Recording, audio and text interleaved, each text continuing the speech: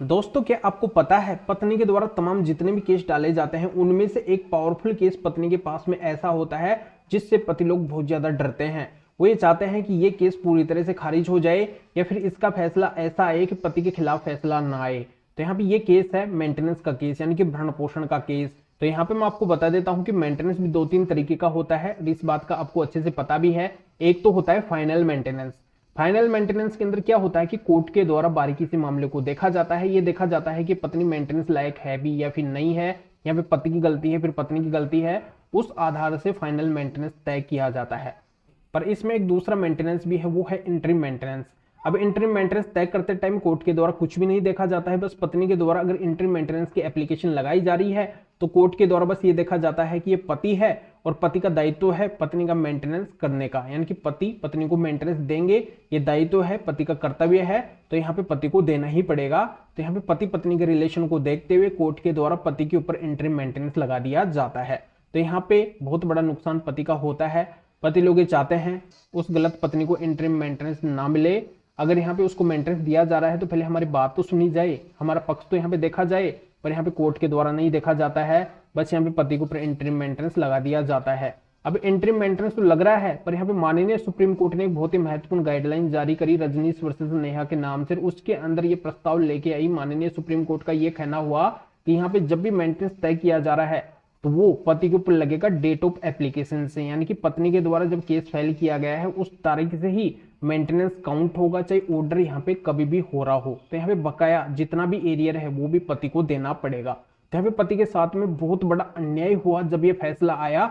तो पति लोग ये चाहते हैं कि ऐसा एरियर पत्नी को नहीं देना पड़े, उनके जेब से ऐसा पैसा पत्नी को नहीं देना पड़े, एरियर से पति को मुक्ति मिले। जो भी मेंटेनेंस देना पड़े उनको डेट ऑफ ऑर्डर से देना पड़े, न कि डेट ऑफ एप्लीकेशन से। तो इसके ऊपर है जो कौन सा फैसला है, क्या नया जजमेंट आया है, ये पूरी जानकारी मैं आपको इस वीडियो के अंदर बताने वाला हूं। पर करना क्या है, आपको वीडियो को बिल्कुल अंत तक देखना है, क्योंकि आपको अच्छे से पता है आधे अधूरे वीडियो से कोई भी जानकारी समझ में नहीं आती है। ये आपका अपना चैनल है, इसको अगर आप अभी तक सब्सक्राइब नहीं करे हैं तो पहले आपको सब्सक्राइब भी करना है और बेल आइकन को भी दबाना है। तो चलिए शुरू करते हैं।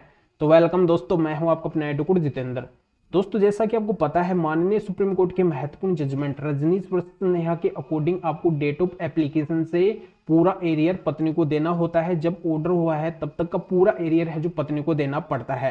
पर यहाँ पे हाल ही के अंदर पत्नी के द्वारा क्या किया जाता है कि सन 2020 के अंदर 125 सीआरपीसी मेंटेनेंस का केस फैमिली कोर्ट के अंदर फाइल किया जाता है और कोर्ट से गुहार की जाती है, ये डिमांड की जाती है कि उसके पति एसआई है, सब इंस्पेक्टर है और उनकी 47,000 के आसपास सैलरी है। तो यहाँ पे पत्नी को इंटरिम मेंटेनेंस मिलना चाहिए और साथ में रजनीश वर्सेस नेहा के महत्वपूर्ण जजमेंट के अनुसार डेट ऑफ एप्लीकेशन से पूरा एरियर भी पत्नी को मिलना चाहिए। अब पति के द्वारा उस केस के अंदर मजबूती से बात रखी जाती है और यहाँ पे कोर्ट के द्वारा भी बारीकी से मामले को देखा जाता है और ये क्लियर किया जाता है कि माननीय सुप्रीम कोर्ट की गाइडलाइन रजनीश वर्सेस नेहा के अंदर ये कहीं पे भी नहीं कहा गया है कि यहाँ पे किसी कोर्ट के द्वारा अगर डिसीजन दिया जा रहा है तो इस जजमेंट इस गाइडलाइन के अनुसार दिया जाए। यानी कि यहाँ पे मामले के अनुसार जो उचित लगता है जिस भी कोर्ट को, वो है जो उस अनुसार डिसीजन दे सकती है। तो इस मामले के अंदर हमें ये लग रहा है कि आपको मेंटेनेंस डेट ऑफ एप्लीकेशन से नहीं मिलेगा, डेट ऑफ ऑर्डर से ही मिलेगा। तो यहाँ पे इस तरीके का फैसला है जो फैमिली कोर्ट का आ जाता है। अब पत्नी इस ऑर्डर से नाराज होती है तो इसकी रिवीजन डाल देती है हाई कोर्ट के अंदर। अब हाई कोर्ट के द्वारा भी है जो मामले को गहराई से देखा जाता है और सेम उसी डिसीजन को बरकरार रखा जाता है कि जो यहाँ पे फैमिली कोर्ट ने डिसीजन दिया है डेट ऑफ ऑर्डर से ही पति का यहाँ पे मेंटेनेंस बनेगा, तो बिल्कुल डेट ऑफ ऑर्डर से ही बनेगा, क्योंकि माननीय सुप्रीम कोर्ट ने उस गाइडलाइन के अंदर कोई भी बाध्यता नहीं दी है कि यहाँ पे इस गाइडलाइन को मानना ही पड़ेगा, इसके अनुसार ही है जो डिसीजन देना पड़ेगा। जो भी जज है उनको जो मामले के अकॉर्डिंग सही लगता है कि डेट ऑफ ऑर्डर से मेंटेनेंस बनना चाहिए फिर डेट ऑफ एप्लीकेशन से बनना चाहिए, तो उसके अनुसार है जो डिसीजन दे सकते हैं। तो इस मामले के अंदर डेट ऑफ ऑर्डर से जो यहाँ पे पति के ऊपर मेंटेनेंस लगाया गया है वो बिल्कुल सही लगाया गया है। तो यहाँ पे पत्नी को जो मेंटेनेंस मिलेगा वो केवल मिलेगा डेट ऑफ ऑर्डर से। तो जानकारी अब समझ में आ गई होगी। जो भी पति ये चाहते हैं कि उनके ऊपर एरियर ना बने, डेट ऑफ एप्लीकेशन से उनके ऊपर एरियर ना बने, मेंटेनेंस ना बने, तो यहाँ पे बिल्कुल उनको इस मामले के अकॉर्डिंग है जो सफलता मिली है। तो बहुत ही महत्वपूर्ण जजमेंट है, इसका लिंक इस वीडियो को डिस्क्रिप्शन के अंदर दिया गया है। डिस्क्रिप्शन में जाके आप जान सकते हैं कि मामला क्या है और भी आपके अच्छे से समझ में आ जाएगा। तो अभी आपको करना क्या है, वीडियो को लाइक करना है और शेयर भी करना है जो और लोगों तक ये जानकारी पहुंच सके। तो वीडियो देखने के लिए आप सभी का बहुत बहुत धन्यवाद।